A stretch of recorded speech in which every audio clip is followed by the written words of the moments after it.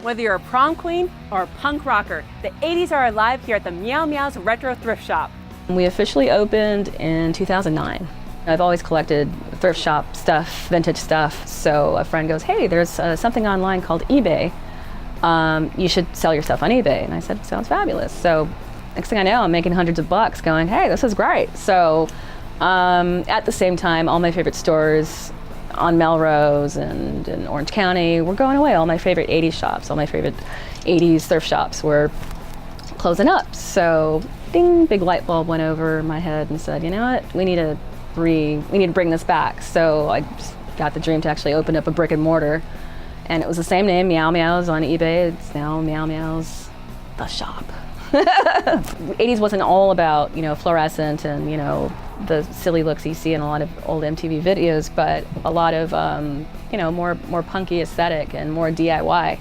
And so I'm seeing that same vein in new clothing today with lots of spikes and, you know, lots of black and lots of lace, and that's just like blows my mind that that's actually, you know, fashion trend now, you know, and it has been, I'd say, for a good, you know, 10, 15 years or more, which is crazy because, I mean, if you walked around with spikes and black lace, you know, get rocks thrown at you and stuff, but hey, I endured. I survived the 80s. I should wear a t-shirt that says that I survived the 80s, looking like this. It's funny, our customers have kind of changed over the years. Initially, we had a lot of kids, a lot of, you know, college kids and high school kids looking for band t-shirts and, you know, funky retro clothing. We still have a lot of that, but right now we're actually doing a lot of 80s parties. People coming in, you know, looking for, you know, the 80s Madonna look or the Cyndi Lauper look or, you know, Billy Idol look. And once they step in the shop, they're like, oh, I remember this. And then they, you know, they have their flashbacks and, you know, they come back just to be regular customers. So we make customers for life. Oh, I love watching people. Like our first-time customers are always fun to watch because it's a lot to take in, and they'll spend a couple hours here just staring at everything because I've made sure to cover every single square inch with stuff. Those are my favorite stores as a kid. So, and my bedroom basically looked like this in high school. And when I have friends come and visit me, you know, 20-year reunion stuff, they'll come and go, oh my God, that's exactly how you had your bedroom. Like, I know, that's the whole point.